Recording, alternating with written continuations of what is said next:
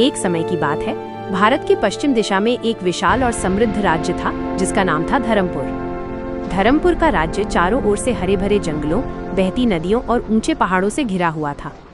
यह राज्य केवल अपनी संपन्नता के लिए नहीं बल्कि अपने न्याय और धर्म के लिए भी जाना जाता था। धर्मपुर के राजा थे महाराज धर्मवीर सिंह, एक वीर, बुद्धिमान और प्रजावत्सल शासक। उनका हृदय उतना ही विशाल था जितना उनका राज्य। महारानी थी रानी सुकन्या, अद्भुत सौंदर्य की धनी, पर उससे भी अधिक सुंदर था उनका स्वभाव। वो दयालु थी, करुणामयी थी और प्रजा उन्हें मां के समान मानती थी।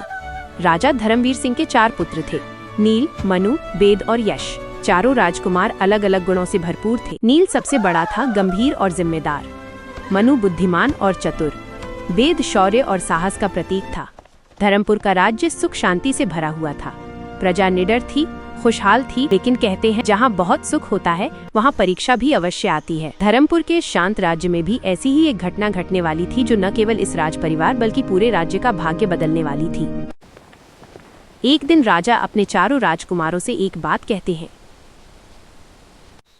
राजकुमार, आप लोग शिकार खेलने जाते हो, मुझे बड़ी खुशी है, लेकिन मेरी एक बात याद रखना।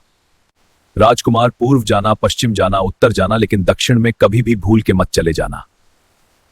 पिताजी, हम दक्षिण में क्यों नहीं जा सकते? वहाँ पर ऐसा क्या है? क्या वहाँ कोई खतरा है? कृपया हमें बताइए पिताजी। बस बेटा, राज को राज ही रहने दो। मेरी एक बात मानना, दक्षिण में कभी मत जाना। जी पिताजी, हम दक्षिण में कभी भी नहीं जाएंगे। राजकुमार राजा की बात मान लेते हैं। समय बीतता है। चारों राजकुमार अब युवक हो गए थे और राजा की कही हुई बात उनके अंदर एक जिज्ञासा जगा रही थी। अब चलो महल की ओर चलते हैं। आज शिकार करते हुए बहुत देर हो गई है। आज मुझे अपने चारों पुत्रों पर अत्यंत गर्व है।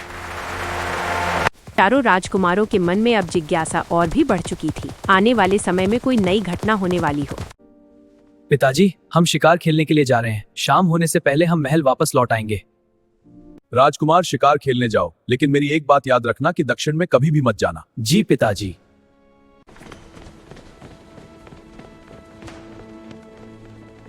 आखिर पिताजी हमें दक्षिण में जाने से क्यों रोकते हैं? पता नहीं भाई, मुझे तो बड़ा मन है दक्षिण में जाने का, लेकिन पिताजी ने मना किया है। आखिर कुछ तो बात है दक्षिण में। हो सकता है वहाँ पे कोई खतरा हो शिकार करने के लिए, लेकिन हमें तो अभी तक कोई शिकार नहीं मिला। भाई, मुझे तो बहुत तेज भूख लग रही है। हाँ, भूख तो मुझे भी लगी है। चलो हम महल वापस चलते हैं, हम कल आकर शिकार करेंगे।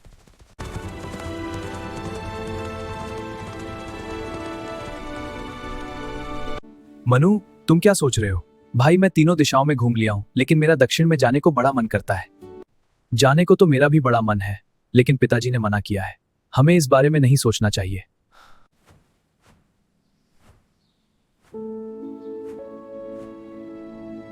ऐसे ही दिन बीत रहे थे। एक दिन राजकुमार शिकार खेलने जाते हैं। भाई, क्या हमें आज शिकार मिलेगा? हाँ, आज तो शिकार करके ही रहेंगे। हमें आज शिकार के लिए जंगल में थोड़ा अंदर की ओर जाना चाहिए। हाँ, आज हम जंगल में थोड़ा अंदर की ओर चलते हैं। आज तो हमें कोई अच्छा शिकार मिला ही नहीं। हमें लगता है हमें जंगल में थोड़ा और अंदर की तरफ जाना चाहिए।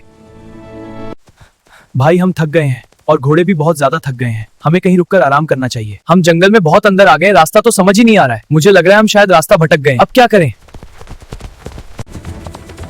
चारों राजकुमारों को ये पता भी नहीं था कि वो जंगल में भटक चुके हैं। चलो थोड़ा और आगे चलकर देखते हैं, शायद हमें रास्ता मिल जाए। घोड़े भी थोड़ा सा आराम कर लेंगे। बहुत प्यास लगी है, कोई आसपास नदी या तालाब देखते हैं। भाई, घोड़े भी प्यासे हैं। रुको, मुझे पानी की आवाज आ रही है। लगता है आगे कोई नदी या झरना है। चलो आगे चलकर देखते हैं।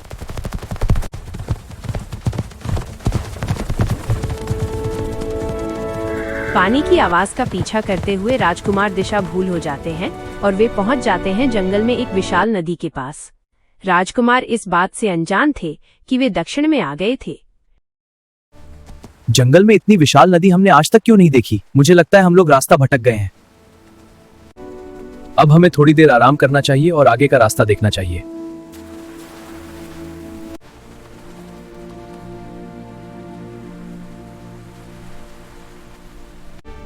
आगे का रास्ता तो साफ दिखाई नहीं दे रहा है। मैं ऐसा करता हूँ, इस पेड़ पर चढ़कर रास्ता देखता हूँ।